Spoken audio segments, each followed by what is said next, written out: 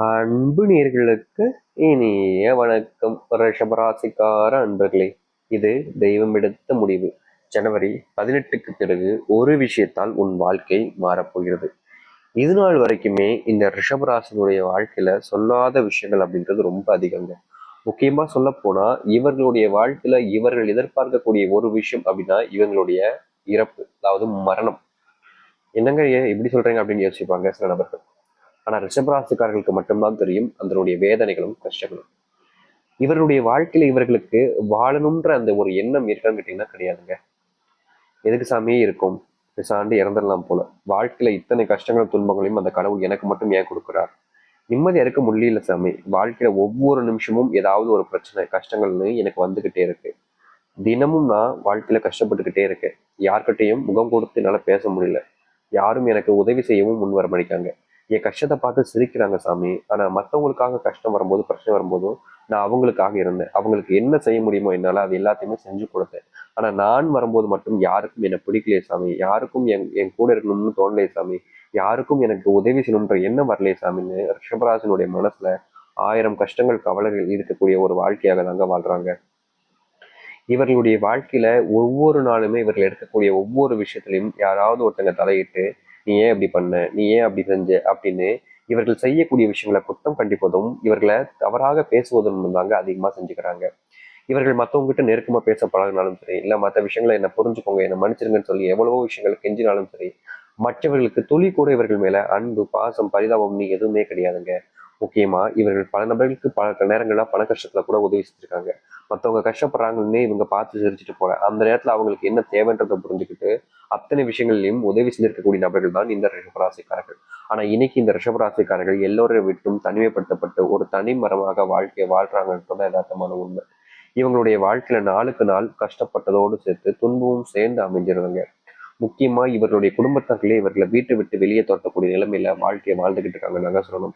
அதாவது இவங்க குடும்பத்துக்காக பல நாட்கள் கஷ்டப்பட்டு பல லட்சங்களை சேர்த்து கொடுத்துருக்காங்க இந்த ரிஷபராசிக்காரங்க.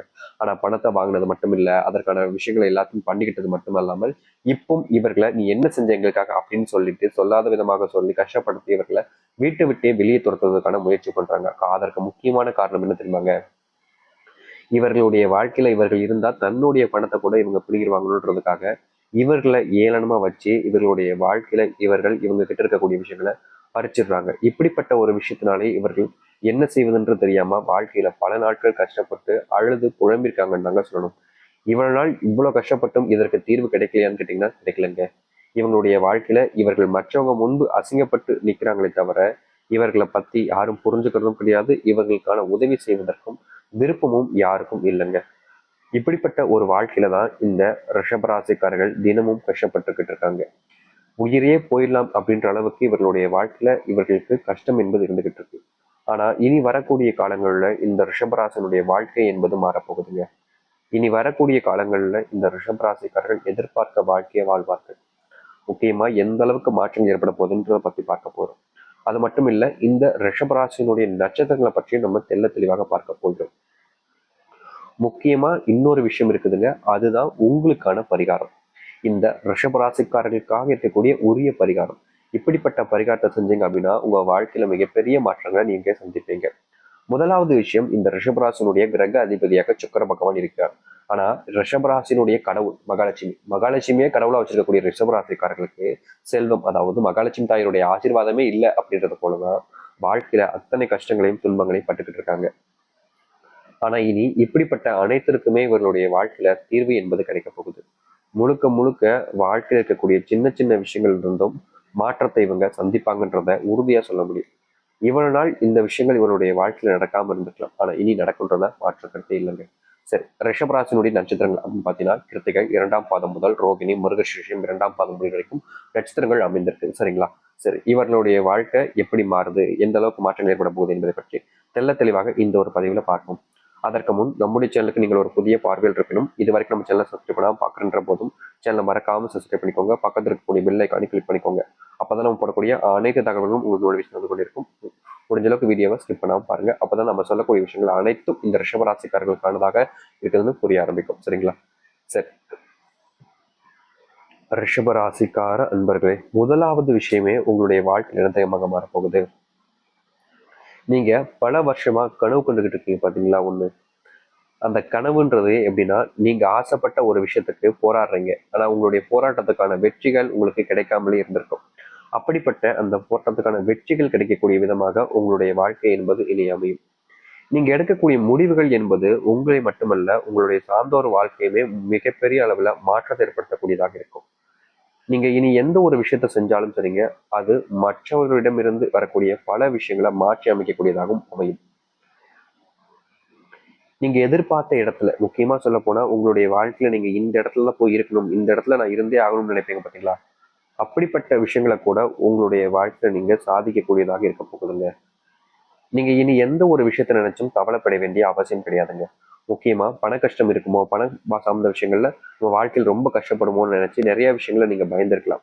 ஆனா அப்படிப்பட்ட பயம் என்பது இனி உங்களுடைய வாழ்க்கையில துளி அளவு கூட இருக்கணும்னு அவசியம் இல்லைங்க. ஏன்னா ஒட்டுமொத்த பயமுமே உங்களுடைய வாழ்க்கையில நீங்க போகுது. உங்க வாழ்க்கையில இந்த செல்வ கஷ்டத்தினால நீங்க மத்தவங்க முன்னாடி அசிங்கப்பட்டு அவமானப்பட்டிருக்கீங்க. அப்படிப்பட்ட விஷயங்களை கூட உங்களுடைய வாழ்க்கையில நீங்க மாற்றி அமைச்சுக்க முடியும். முன்னாடி நீங்க செய்யக்கூடிய விஷயங்கள்ல சில நபர்கள் என்ன இப்படி பண்றீங்க அப்படி பண்றீங்கன்னு கேலி கிண்டல் பண்ணியிருப்பாங்க. ஆனா இனி நீங்க எந்த ஒரு விஷயத்த பண்ணாலும் சரிங்க, அவர்கள் கேலி கிண்டல்னு எந்த ஒரு விஷயத்தையுமே பண்ண மாட்டாங்கங்க. நீங்க ஆசைப்படுற இடத்துல உங்களுடைய வாழ்க்கையை நீங்க அமைச்சுக்க முடியும். முக்கியமா நீங்க எடுத்து வைக்கக்கூடிய ஒவ்வொரு முடிவுகள்லையும் உங்களுக்கான வெற்றிகளை நீங்க காண்பீங்க. பல நபர்கள் உங்களை பார்த்து பொறாமைப்பட ஆரம்பிப்பாங்க. முக்கியமா நீங்க உங்களுடைய வாழ்க்கையில இந்த அளவுக்கு சக்சஸ பாக்குறீங்கன்ற போது, இதற்கு முன்பு உங்களுடைய குடும்பத்தார்களே உங்களை வேண்டாம்னு ஒதுக்குனாங்க பாத்தீங்களா? அவர்கள் கூட உங்களை தேடி வருவாங்க. நீ எனக்கு கூட இரு, எனக்காக நீ இரு அப்படின்னு. என் எப்படின்னா ஒண்ணுமில்லாத போது நீங்க சம்பாரிச்சு அவங்களுக்கு கொடுத்த போது உங்களை துரத்தி அனுப்பிச்சிட்டாங்க. ஆனா இப்போ நீங்க எல்லா விஷயத்தையுமே உங்களுக்கானதாக மாற்றிட்டீங்கன்னு தெரிஞ்சதுக்கு அப்புறமா, இப்போ அவர்களுக்கு நீங்க தேவைப்படாத ஒரு விஷயமா மாறிட்டீங்கனால, அவர்கள் எந்த அளவுக்கு உங்களை கீழ்த்தனமா நடத்துறாங்கன்றத நீங்களே உங்களுடைய வாழ்க்கையில பார்க்க முடியும். அது மட்டும் இல்லைங்க, நீங்க இனி எந்த ஒரு விஷயத்த பண்ணுவதாக இருந்தாலும் சரிங்க, சிலருடைய நம்பிக்கைக்குரிய நபராக மாறுவீங்க. முக்கியமா நீங்க வேலை செய்யக்கூடிய இடங்கள்ல மற்றவர்கள் எல்லோருமே உங்களை மதிக்க ஆரம்பிப்பாங்க. இதற்கு முன்புமே உங்களுடைய வாழ்க்கையில மதிப்புன்றது பெருசா இருந்திருக்காங்க. நீங்க என்ன செஞ்சாலும் சரி, உங்களை மதிக்கவே மாட்டாங்க. அவமானப்படுத்திக்கிட்டே இருப்பாங்க. மத்தவங்க முன்னாடி நீங்க அசிங்கப்படுறதே உங்களுக்கு வேலையா இருந்துகிட்டு இருக்கும். ஆனா இனி வரக்கூடிய காலங்கள்ல உங்களுடைய வாழ்க்கையில இப்படிப்பட்ட ஒரு விஷயத்துக்கான தீர்வு என்பது கட்டாயமா கிடைக்கும். நீங்க எடுத்து வைக்கக்கூடிய அந்த முதல் அடியே உங்களுடைய வாழ்க்கையினுடைய திறமைக்கானதாக இருக்கும். மற்றவர்கள் எல்லோருமே உங்களை பார்த்து பொறாமைப்படதான் செய்வாங்க. நீங்க வாழ்க்கையில முன்னேறத பார்த்து நான் சொல்றேன். திருமண வாழ்க்கைக்கு நீங்க ரொம்ப கஷ்டப்பட்டுக்கிட்டு இருக்கீங்க. முக்கியமா திருமண வாழ்க்கை இன்னைக்கு அமைஞ்சிடும், இன்னும் சில நாட்கள்ல மாறிடும் அப்படின்னு நீங்க எதிர்பார்த்தாலும், உங்களுடைய வாழ்க்கையில திருமண வாழ்க்கை என்பது அமையாமல் நாளுக்கு நாள் துன்பங்களாகவே மாறிக்கிட்டு இருக்கு. இப்படிப்பட்ட துன்பங்கள் என்பது மாறும், உங்களுடைய வாழ்க்கையில திருமண பந்தம் என்பது நீடிக்கும். முக்கியமா நீங்க விரும்பின அந்த பெண்ணையோ இல்ல ஆணையோ திருமணம் செஞ்சுக்க முடியுமா, திருமணம் நடக்குமா அப்படின்ற ஒரு கவலை, ஒரு விதமான பயம் என்பது உங்களுடைய வாழ்க்கையில இருந்திருக்கும். ஆனா இனி வரக்கூடிய காலங்கள்ல அந்த பயமோ அந்த கவலையோ உங்களுடைய வாழ்க்கையில இருக்க தேவையில்லைங்க. நீங்க எதிர்பார்த்த மாதிரி உங்களுடைய வாழ்க்கையில திருமண பந்தம் என்பது நிச்சயம் இருக்கும். அப்படிப்பட்ட சூழ்நிலை என்பது இனி உங்களுடைய வாழ்க்கையில உண்டாக போகுது. திருமணமே நடக்காது, உங்களுடைய வாழ்க்கையில திருமண பந்தமே அமையாதுன்னு சொல்லிட்டு வருத்தப்பட்ட நீங்க அந்த திருமண பந்தத்தின் மூலியமா கிடைக்கக்கூடிய சந்தோஷம் என்பது மிகப்பெரிய அளவிலாக இருக்கும். முக்கியமா உங்களுடைய வாழ்க்கையில நீங்க ஒரு தனிமைப்படுத்தப்பட்ட ஒரு அனாதையா கூட உணர்ந்திருப்பீங்க. நமக்குன்னு யாரும் இல்லை, நம்ம மேல யாருக்கும் பாசம் கிடையாது அப்படின்னு சொல்லிட்டு நீங்க உணர்ந்திருப்பீங்க. ஆனா அப்படிப்பட்ட மாற்றங்களுக்கு ஏற்ற விதமாக உங்களுடைய வாழ்க்கையில அமையும். நீங்க எதிர்பார்த்த விதமாக உங்களுடைய வாழ்க்கையில திருமண பந்தம் என்பது முழுவதுமாக சந்தோஷத்தை கொடுக்கக்கூடியதாக இருக்கும். இனி எந்த ஒரு விஷயத்த தொட்டாலும் சரிங்க, அது உங்களுக்கு வெற்றியை கொடுக்கும். காதல்லையும் சரி, கல்யாணத்திலையும் சரி, மாற்றங்களை கொடுக்கக்கூடியதாக இருக்கும். அன்புக்காக இயங்கின உங்களுடைய விஷயத்துல இந்த காதல் திருமணம் அப்படின்றது மிகப்பெரிய ஒரு சந்தோஷத்தை ஏற்படுத்தக்கூடியதாக இருக்கும். நீங்க இனி எந்த ஒரு விஷயத்தை எடுத்து வச்சாலும் சரிங்க, அதுல ஒரு மாற்றத்தை நீங்க சந்திப்பீங்க. முக்கியமா மத்தவங்களுக்கு ஒரு முன் உதாரணமா இருக்கக்கூடிய நபராக இருப்பார்கள் இந்த ரிஷபராசிக்காரர்கள். மத்தவங்க கிட்ட இருக்கக்கூடிய விஷயங்களை எல்லாத்தையுமே சரி செஞ்சுக்கிட்டு இவங்களே சரி வாழ்க்கையினுடைய முன்னேற்றத்துக்கு அமைச்சு கொள்ளக்கூடிய விதமாக இருக்கும். இவங்களுடைய வாழ்க்கையில கண் முன்னாடி நடக்கக்கூடிய தவறுகளை திருத்திக்கணும் அப்படின்னு நினைப்பாங்க. ஆனா முடியாமலே போயிடும். கண் முன்னாடி சில நபர்கள் இவங்க எப்போதுமே அவமானப்படுத்திக்கிட்டே இருப்பாங்க. அப்படிப்பட்ட விஷயத்துக்கும் இவர்களுடைய வாழ்க்கையில தீர்வு என்பது நடக்கும். இனி இவர்களுடைய வாழ்க்கையில ஆசைப்பட்ட அனைத்தையுமே செய்ய முடியும். கடனாளியாக இருக்கக்கூடிய இவர்களுடைய வாழ்க்கையில இந்த கடன் சுமை என்பது முழுவதுமாக நீங்கும். கடன் சுமை இல்லாத ஒரு வாழ்க்கையை வாழ்வார்கள் இந்த ரிஷப ராசிக்காரர்கள். நீங்க மற்றவங்களுக்கு வாங்கி கொடுத்த கடனுக்கு உங்களுக்கு வாழ்க்கையில் தீர்வு கிடைக்கலன்ற ஒரு வருத்தம், ஒரு விதமான கவலை, ஒரு விதமான பயம் கூட உங்களுடைய வாழ்க்கையில் இருந்திருக்கும். ஆனா இனி வரக்கூடிய காலங்கள்ல உங்களுடைய வாழ்க்கையில அப்படிப்பட்ட ஒரு விஷயத்துக்கு தீர்வு கிடைக்கும். நீங்க பயம் இல்லாத ஒரு வாழ்க்கையை அமைச்சிக்க முடியும். முக்கியமா இந்த கடன் சுமையை நீக்கிக் கொள்வதற்கான வாய்ப்புகள் இனி உங்களுடைய வாழ்க்கையில கட்டாயமா கிடைக்கும். முன்னாடி எல்லாம் நீங்க செஞ்சிருக்கக்கூடிய விஷயங்களுக்கு பல நபர்கள் அவங்க அந்த பேர் புகழ வாங்கிப்பாங்க. நீங்க தான் கஷ்டப்பட்டு செஞ்சிருப்பீங்க. ஆனா உங்களுக்கு கிடைக்க வேண்டிய பேரை அவங்க தட்டி பறிச்சுட்டு போயிடுவாங்க. என்னடா இது, நம்ம தான் கஷ்டப்பட்டு உழைச்சோம், நம்ம தான் எல்லா விஷயத்தையுமே பண்ணோம். ஆனா நமக்கு கிடைக்க வேண்டிய பேரை ரொம்ப யதார்த்தமா வந்து அவங்க பறிச்சுட்டு போறாங்களே அப்படின்ற ஒரு விதமான கவலை என்பது உங்களுடைய மனசுக்குள்ள இருந்திருக்கும். அப்படிப்பட்ட கவலைகள் நீக்கி உங்களுடைய வாழ்க்கையில சந்தோஷத்தை நீங்க காண்பீங்க. எல்லோருக்கும் ஒரு உதாரணமா நீங்க உங்களுடைய வாழ்க்கையில ஆரம்பிப்பீங்க. இதற்கு முன்பு வரைக்கும் இப்படிப்பட்ட ஒரு விஷயம் நடந்திருக்காது. ஆனா அப்படி ஒரு விஷயம் நடக்க போகுது. உங்களுக்கு பெற்றோர்களிடம் இருந்து நிறைய அன்புகள் என்பது கிடைக்கும். இதற்கு முன்பு வரைக்கும் நீங்க செஞ்சிருக்கக்கூடிய பல விஷயங்களுக்கு உங்களுடைய பெற்றோர்கள் மரியாதையும் கொடுத்திருக்க மாட்டாங்க, மதிப்பையும் வெளிப்படுத்திருக்க மாட்டாங்க. ஆனா இனி நீங்க செய்யக்கூடிய ஒவ்வொரு விஷயத்திலையுமே உங்களுடைய பெற்றோர்களுடைய மதிப்புல நீங்க உங்களுடைய வாழ்க்கையில முன்னேற்றத்தை பார்ப்பீங்க. நீங்க கண் முன்னாடி சில விஷயங்களை நடக்குமான்னு யோசிச்சிருப்பீங்களா? அப்படிப்பட்ட விஷயங்கள் நடக்கும். குழந்தை இல்லாத உங்களுடைய வாழ்க்கையில குழந்தை பாக்கியத்தை பெறுவீங்க. முக்கியமா இந்த குழந்தை அப்படின்ற ஒரு விஷயம் பார்த்தீங்கன்னா உங்களுடைய வாழ்க்கையில மிகப்பெரிய மாற்றத்தை ஏற்படுத்தக்கூடியதாக இருக்கும். நீங்க செஞ்சிருக்கக்கூடிய முன்னேறு விஷயங்கள் எல்லாமே இன்னைக்கு சரியாகக்கூடிய நேரமாக அமைய போகுது. யார்கிட்டயுமே நீங்க இனி உதவி கேட்க வேண்டிய அவசியமே இருக்காதுங்க. ஏன்னா உங்களுடைய வாழ்க்கையில நீங்க செய்யறத பார்த்து பல நபர்கள் உங்ககிட்ட வந்து உதவி கேட்பாங்க. உங்களுடைய பிள்ளைகளுடைய வாழ்க்கையினுடைய முன்னேற்றத்துக்கு சரியானதா நேரங்கமாக இது அமைய போகுது. முக்கியமா நீங்க ரொம்ப காலமா ஆசைப்பட்டீங்க. அது என்னன்னா என்றைக்காவது ஒரு நாள் அப்படின்ற மாதிரி உங்களுடைய வாழ்க்கையில நீங்க சந்தோஷமா நிம்மதியா ஒரு தூக்கம் வேண்டும் அப்படின்னு. ஆனா நிம்மதியான தூக்கம் அப்படின்றது ஒருத்தவங்களுக்கு கிடைக்கலன்னா வாழ்க்கையில எது இருந்தும் எல்லாம் இல்லாததுக்கு சமந்தாங்க. அப்படிப்பட்ட ஒரு விஷயத்தினாலேயே இவர்களுடைய வாழ்க்கையில பெரும் துன்பங்களையும் துயரங்களையும் சந்திச்சிருக்கார்கள். ஆனா இனி வரக்கூடிய காலங்கள்ல இதற்கு தீர்வு கிடைக்கக்கூடிய விதமாக உங்களுடைய வாழ்க்கையில அமைய போகுது. முன்னாடி உங்களுடைய வாழ்க்கையில நடந்த தவறுகளை நீங்க மாத்திப்பீங்க.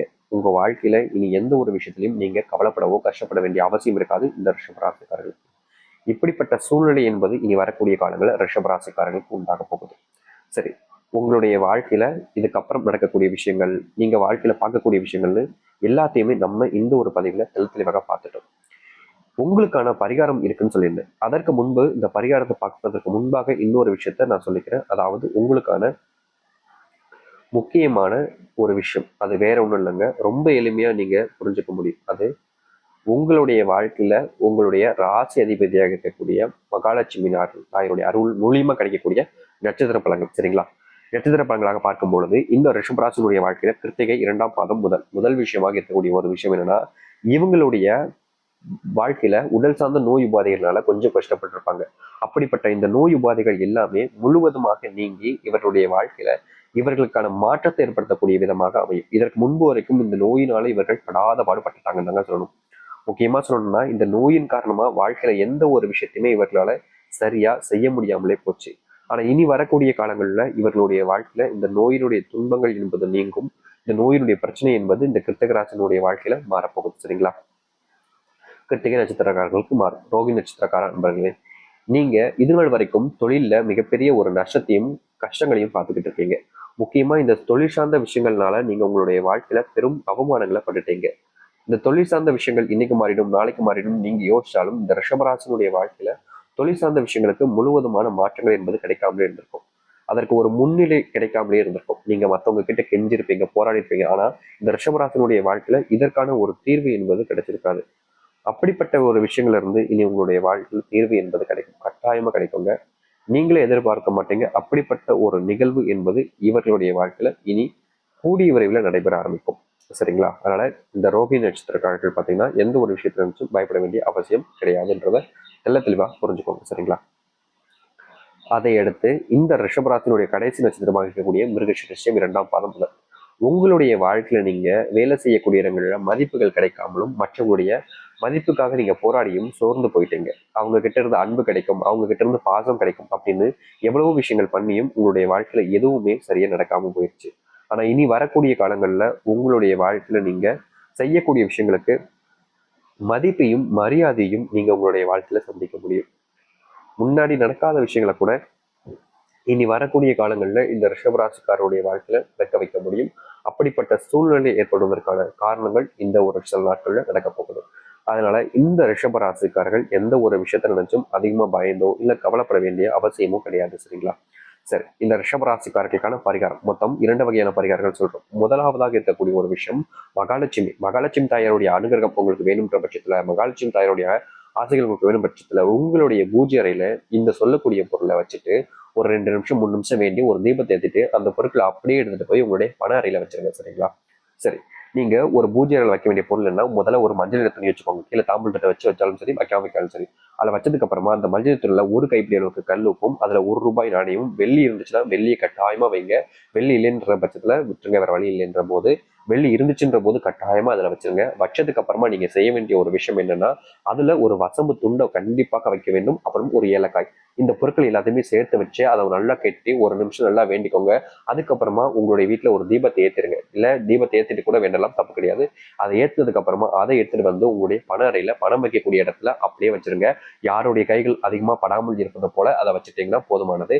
இப்படிப்பட்ட விஷயத்த சரியா இந்த ஒரு வருஷம், இந்த ஜனவரி 18ஆம் தேதிக்குள்ள நீங்க கண்டிப்பா பண்ணணும். ஏன்னா இந்த ஜனவரி 18ங்கிறது ரொம்ப சக்தி வாய்ந்த அமாவாசை நாளா இருக்குது. அதனால இந்த நாட்குள்ள இதை நீங்க செய்யுங்க. இது மிகப்பெரிய மாற்றத்தை கொடுக்கும். அப்படி இல்லாத பட்சத்துல நீங்க இந்த ஒரு விஷயத்த செய்ய முடியாம போச்சு சாமி அப்படின்னு நினைக்கும் போது இது கொஞ்சம் கஷ்டம் தான். ஆனா என்ன செய்யணும் அப்படின்னு பாத்தீங்கன்னா, உங்களுடைய குலதெய்வ கோவிலுக்கு செல்லணும். அங்க நீங்க என்ன செய்யணும்னு நினைக்கிறீங்களோ அதெல்லாம் செஞ்சு முடிச்சிருங்க. அதன் பிறகு அங்கிருந்து கிளம்பும் போது, அங்கிருந்து வரும்போது நீங்க ஒரு கைப்பிடி அளவுக்கு காலடி மண்ணை நீங்க ஒரு மஞ்சள் நிற துணியை வச்சு கட்டி கொண்டு வரணும். யாருடைய காலடி மண்ணுன்னு கேள்வி வரும்.